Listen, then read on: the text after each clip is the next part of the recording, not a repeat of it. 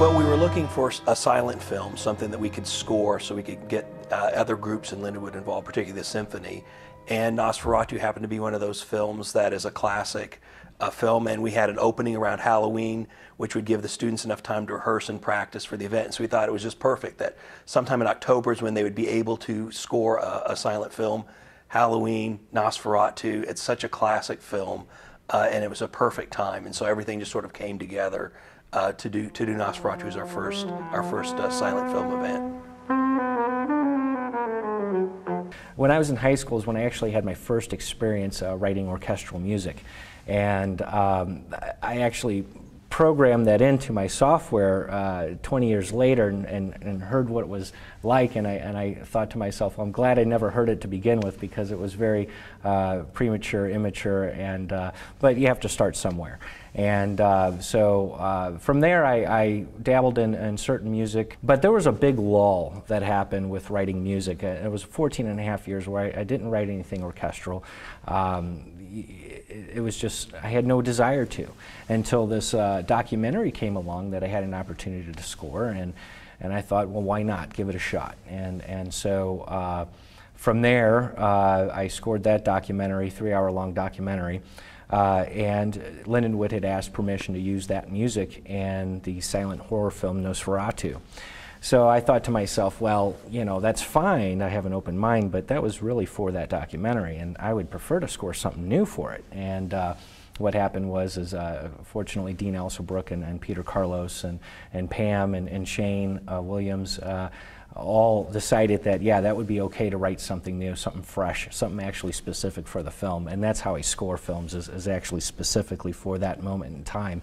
What kind of mood am I trying to capture? Adam Tevlin's a really interesting guy, and to have an original score for this film is really exciting. I know the students are excited about this, and it's going to be something that you haven't heard before, and that makes it a very unique experience. And I'm hoping we'll get a lot of positive response from students in the general community who'd like to hear live music being played to a silent film, and the originality just sort of adds something extra to that. Leitmotif, it's what a lot of film scores use. In other words, John Williams uses this, a lot of film scores use this. When you have a certain character come into the picture, there's the theme, like Darth Vader in Star Wars.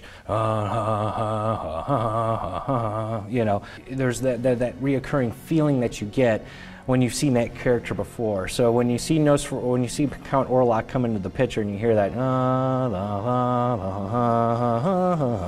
you know, then you're like, oh, okay, I know what this is. You know, same thing for Ellen and Hutter. You have this love theme that happens that reoccurs 3 times throughout the film. So yeah, and then there's also diegetic sound that I incorporate with. In other words, what you have is a door slamming. I have the bass drum and snare drum hitting at that time where the door slams. Every time that the soloist vocal sings, they sing the actual title cards that are being presented in the film, and they're singing in German, so now the English title cards become the subtitles to the libretto being sung. So this was a really interesting project when I took it about, and so when I had a limitation of 81 minutes, you know, for the score, I thought to myself, okay, well, what can I do in 81 minutes? How can I tell the story in 81 minutes? And I had to be right on the money. This opportunity for Nosferatu came up when we combined the film series with an idea of taking a silent film, having one of our own students write the music, and then putting that together and have all students perform it. So the Lindenwood University Symphonic Orchestra, the Lindenwood University Concert Choir, and soloists, so that we all bring this experience together, not only for the audience, but an experience together for the students. This is very unique. The first collaboration that we did was that Adam submitted the scores to us so that we could look over some things, and we discussed, from my standpoint, we discussed ranges for the singers and amount of stacking of the voices. Do we want to keep it just soprano, alto, tenor, bass, or do we want to split some voices and things like that? What would be a good range for the soloists, and these are the voice types that I'm thinking about. What do you think about that? So we went back and forth on that. Shane and I looked at the score separately and kind of discussed together. It seems to work for me. Everything's looking good from the instrumental standpoint. Adam Tevlin is the graduate who wrote the music for it, very talented composer. And so it's also very nice to see a living composer versus a dead composer. He's been in on the rehearsals. The students have asked him, how did you put this together? What's going on? Did you have this idea? And so it's a very practical and real experience for them that, wow, he has chosen us to bring this to the audience to present to them. I have never done a project like this. It's really interesting. I've worked with librettos, and I've worked with orchestral scores and mixing the voices with that. I've done foreign language, operetta type things. So the vocal parts are not new to me. It's working with that click track, which is really interesting. The closest I can come to it is in kind of the Protestant church scene with contemporary Christian music. You have to work a lot with accompaniment track, tapes and CDs and things like that. So I've worked with that, but this is very precise.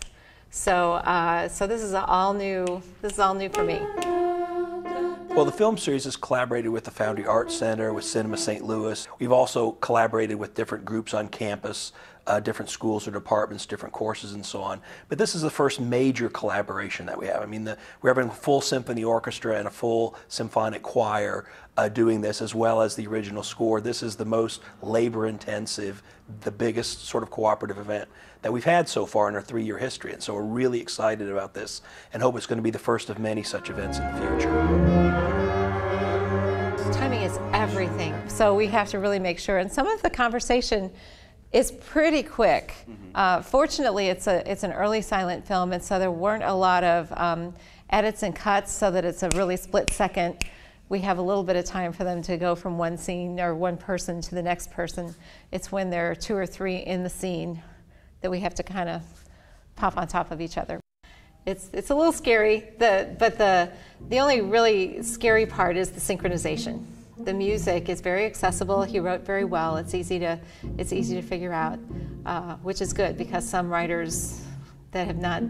This is his first movie score, from what I understand, and sometimes the first project of writers and composers is not as ideal for the performers. It's been a real collaborative process. I really like that. The closest thing that we experience here at Lindenwood is the musicals.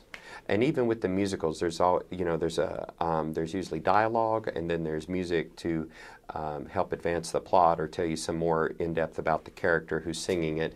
But there's always a break in between. So it'd be like going to a movie at the theaters. You don't watch it in segments and, oh, I think I'll stop and go get some popcorn. Everybody stops. No, it goes. And it's interesting because if you turned off the music and just listened to the dialogue, you would not feel the emotion that you feel. Music is a very powerful force that's able to create, touch on the feelings and emotions within. What's exciting is that this film was created without music, 1922. So they were doing everything that they knew, very much exaggerations of facial expressions. And now we've added back in what we're used to of that music element. And it also uses voice with it. So the parts that will come up on the screens that give you the words written out of what they're doing, those parts are being sung to you. And so it gives it an identification, not just a visual, but an audio. Oh my gosh, this is what's being said.